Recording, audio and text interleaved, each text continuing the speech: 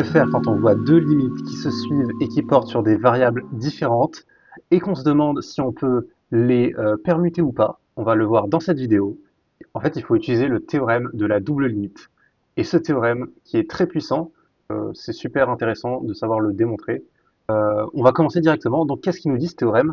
Alors, deux hypothèses dans ce théorème, et ces deux hypothèses, elles vont nous donner un milliard de trucs. Donc, la première hypothèse, c'est le fait déjà, on se dit que fn c'est une suite de fonctions euh, qui est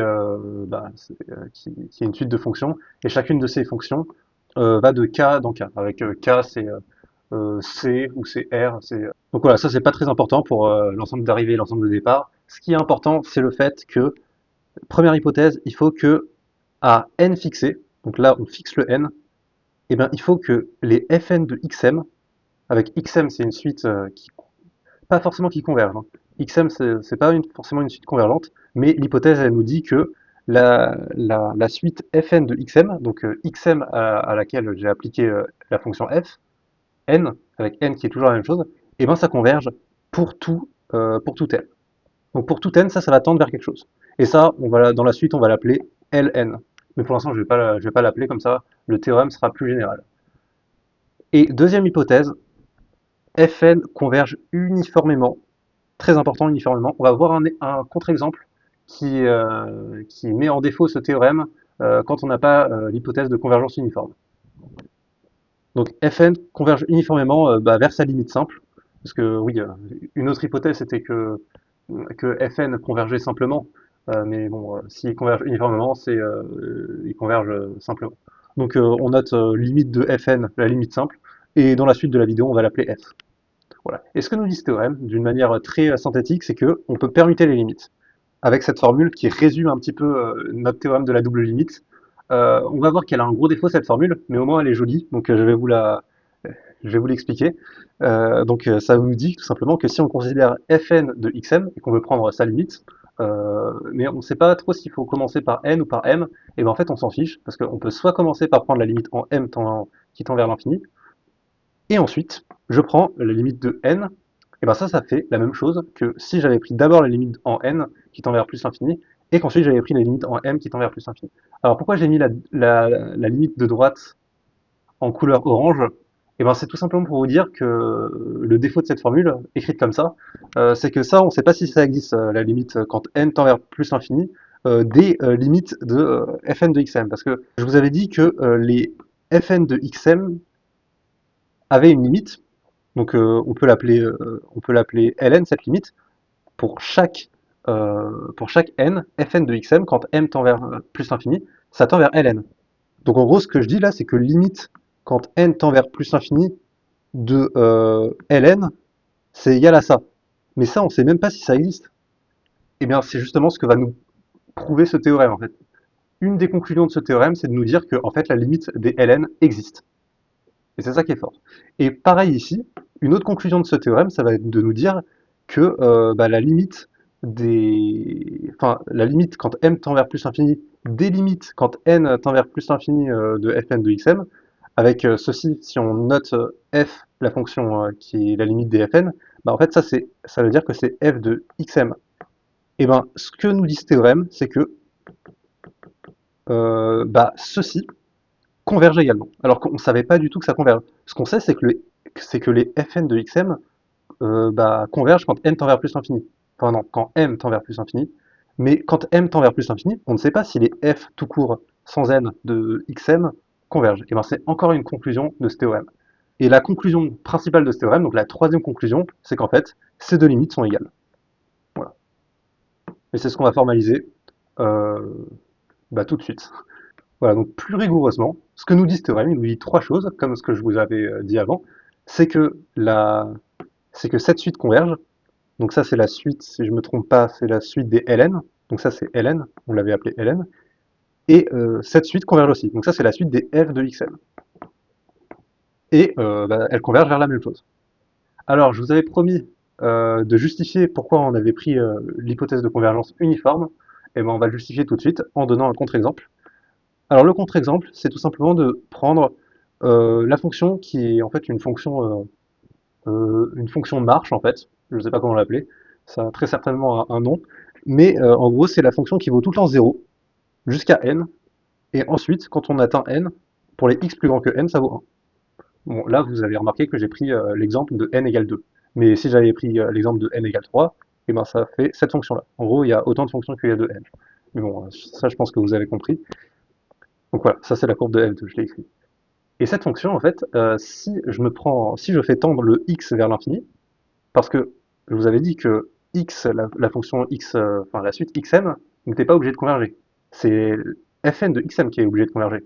Et si je prends x qui tend vers l'infini, donc xn qui est égal à m, enfin xm qui est égal à m par exemple, pour que ça tende bien vers l'infini, et ben on a bien que fn de xm, quand m tend vers l'infini, bah, ça va tendre vers ce qu'il y a ici, ça va tendre vers 1. Donc c'est ce qu'on voit ici. Et ben si je prends xm qui est égal à m, et ben si je passe d'abord à la limite quand m tend vers plus l'infini, bah ça va me faire bah, quand je tends vers plus l'infini, peu importe ce que c'est que le m, bah, enfin peu importe ce que c'est que le n de la marche, bah je vais forcément dépasser cette marche. Donc peu importe le n que je prends, quel que soit n, et ben la limite quand m tend vers plus l'infini de fn de xm, ça va faire 1. Et donc, si je passe à la limite sur n maintenant, bah, en fait, je passe à la limite sur ça, mais ça, c'est égal à 1. Donc la limite de 1, bah, c'est 1. Et maintenant, ce que je peux essayer de faire, c'est le faire dans l'autre sens. Donc au lieu de prendre d'abord la limite quand m tend vers plus infini, je prends la limite quand n tend vers plus infini. Donc là, en fait, je fixe mon m. Donc par exemple, m, c'est 3. Donc si je prends m égale 3, bah, ça veut dire que mon xm, bah, c'est là. Et là, je fais tendre le n vers l'infini. Donc en fait, c'est ma fonction qui va tendre vers l'infini. Donc elle va tendre vers l'infini, en fait. Et ma fonction, on voit que quand x tend vers plus l'infini, bah, notre fonction, la marche, elle va se déplacer vers la droite. Voilà. Donc en gros, quand ce sera totalement tendu vers l'infini, bah, notre fonction converge simplement vers 0, vers la fonction nulle. Parce que peu importe le xm que je prends, bah, à partir d'un certain rang, le n qu'il y aura là sera plus grand que xm. Donc la fonction va donc tourner 0. Et ben c'est pour ça que limite, quand n tend vers plus l'infini de fn de xm, ça fait 0. Et donc, bah, pareil ici, bah, ce que je fais, en prenant en un second temps la limite quand m tend vers plus l'infini, et ben, je prends la limite de 0, parce que ça, c'est égal à 0. Et la limite de 0, bah, ça fait 0. Donc en gros, on n'a pas égalité des limites en fonction du sens dans lequel on prend les limites. Et ça, c'est bien évidemment parce que cette fonction ne converge pas uniformément vers sa limite, qui est 0. C'est l'utilité de l'hypothèse de convergence uniforme. Alors, petit rappel sur ce que c'est que la convergence uniforme, je vais vous la faire très rapidement. On dit que Fn converge uniformément vers f, on peut le noter comme on veut, bah ça veut dire tout simplement que Fn moins f, en norme infinie, donc ça c'est la valeur, c'est le sup de ce que peut prendre la fonction Fn moins f, et ben ça va dépendre de n, et quand n tend vers plus l'infini, ça va tendre vers 0. C'est ça la définition de la convergence uniforme. Donc en gros, je vous afficherai un schéma qui le montre, mais ça veut dire que notre fonction, à partir d'un, pour tout epsilon, à partir d'un certain rang, ça va rentrer dans un cylindre de rayon epsilon autour de la courbe. Bon, un cylindre en 2D, mais un cylindre quand même. Voilà. J'espère que c'est clair. Et avec ces notions en tête, on va pouvoir attaquer cette démonstration de manière rigoureuse. Alors, on va juste utiliser un petit résultat, mais hyper classique. Et je vous invite à essayer de faire pause sur la vidéo et de le démontrer. Ce résultat, qui est hyper classique, c'est tout simplement que U converge. Ah oui, ça marche que pour les suites bornées. Mais U converge si et seulement si U admet une seule valeur d'adhérence. Et une valeur d'adhérence, je rappelle que c'est une limite d'une sous-suite de U. Donc si, lorsqu'on prend une sous-suite convergente de U, bah, sa seule valeur d'adhérence, il a une seule valeur d'adhérence, c'est pas possible d'en prendre deux différentes, bah, ça veut dire que U converge. Alors comment on montre ça? Je vous ferai une vidéo qui montre ce résultat. C'est pas compliqué, c'est très classique. Je vous invite à essayer de le faire tout seul, ça sera super instructif. Mais si vous n'y arrivez pas, bah, je vais faire une vidéo très prochainement sur ce résultat. Donc je vous invite à vous abonner et comme ça vous serez notifié dès qu'elle sortira. Mais encore une fois, je ne peux que vous recommander d'essayer de le faire tout seul. C'est vraiment super instructif. Comment faire rapidement avec les mains? Bah, c'est tout simplement si U converge, bah, elle tend vers son unique valeur d'adhérence, donc elle admet une unique valeur d'adhérence, donc ce sens-là, il est très simple. Et le sens réciproque, bah, on va le faire juste par contraposé ou par l'absurde. Donc si U ne converge pas, et ben déjà, on sait qu'elle va avoir une valeur d'adhérence par le théorème de Bolzano-Weierstrass, et on sait aussi que comme elle ne converge pas, et ben je peux extraire une sous-suite qui est toujours éloignée à un certain écart de la valeur d'adhérence qu'on a trouvée. Et cette sous-suite, bah, elle va également avoir une valeur d'adhérence, parce que elle est toujours bornée par Bose-Weierstrass, et donc bah, elle va avoir une deuxième valeur d'adhérence qui est éloignée à un certain écart qu'on a maîtrisé de la première, donc elle va en avoir deux. C'est un petit peu comme ça qu'il faut faire, je vous invite à le formaliser. Alors, bah, voilà, donc là j'introduis les notations qu'on avait bien utilisées, donc on note ln qui est la limite quand m tend vers plus l'infini de fn de xm, donc ça c'est une hypothèse que ln existe et que ln est fini parce que ça converge. Et f, bah, c'est la limite uniforme de la suite Fn. Et donc on veut montrer que, encore une fois, que Ln tend vers une limite L. Donc ça c'est le premier truc que je vous avais dit qu'établissait ce théorème de la double limite. Donc autrement dit, la suite des Ln convergent. On veut montrer aussi que f de xm tend vers une limite. Donc autrement dire que f de xm converge. Ça c'est la deuxième chose que je vous avais dite. Parce qu'on savait que fn de xm convergeait pour tout n, mais ce qu'on ne sait pas, c'est pourquoi f tout seul converge. Donc ça, on va montrer que ça converge, et au final, on va montrer que L est égal L'. En fait, les deux dernières étapes, on va les faire en même temps, parce qu'on est très fort. Alors, pour montrer notre première étape, c'est assez simple. On va tout simplement montrer que Ln est de Cauchy. Alors là, je vois directement les gens qui vont me dire que je fais du hors-programme, mais en fait, ça peut être utile de se rappeler vaguement de ce que c'est qu'une suite de Cauchy, parce que c'est assez intuitif, je trouve. Donc ça nous dit tout simplement que si ln moins lk peut être rendu arbitrairement petit en prenant n et k assez grands, et ben ça veut dire que la suite ln converge. Et ça va exactement nous prouver ce résultat-là. Voilà. Donc on va bien sûr le redémontrer ce théorème de Cauchy en utilisant le résultat que vous devez savoir démontrer. Je le précise encore une fois. Et donc on va l'utiliser. Donc ça c'est assez classique. On se dit comment on pourrait obtenir que ln moins lk est arbitrairement petit. Et ben je sais que la suite fn et la suite fk, c'est la même suite, mais du coup elle va converger vers la même limite. Et du coup, donc ça va converger vers la même limite. Donc je vais pouvoir les rendre cette valeur arbitrairement petite. Et en passant à la limite sur le xm, et ben je vais pouvoir transformer ça en ça. Voilà, c'est un petit peu le plan qu'on va suivre. Voilà, donc je fais l'inégalité triangulaire, je me rends compte que j'ai ça. Et ça, par définition, cette quantité-là est plus petite que la norme infinie, vu que la norme infinie, c'est le sup. Et cette quantité-là est plus petite que la norme infinie, parce que la norme infinie, c'est le sup. Et donc, on a ça qui est inférieur à un truc qui va tendre vers 0, quand k et n vont être arbitrairement grands.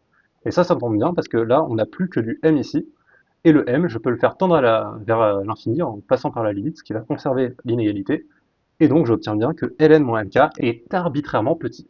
En gros, si je fais tendre n et k vers l'infini, ou que je les... Parce que ça n'a pas trop de sens de dire ça, mais si je peux prendre un certain rang, à partir duquel, si je prends n et k plus grand que ce certain rang, et ben, ceci va être plus petit que ce que je veux. Alors, ça, on va pas utiliser le théorème de Cauchy, on va un petit peu le redémontrer en utilisant la caractérisation de la convergence par valeur d'adhérence. Ben, c'est parti. On veut montrer que la suite ln a une seule valeur d'adhérence. Donc qu'est-ce que je vais faire? Je vais en prendre deux et montrer qu'elles sont égales. Donc si on a deux valeurs d'adhérence, donc lambda 1 et lambda 2 de ln, ça veut dire que il va exister deux extractrices qui vont faire en sorte que L phi n tende vers lambda 1 et L psi n tend vers lambda 2.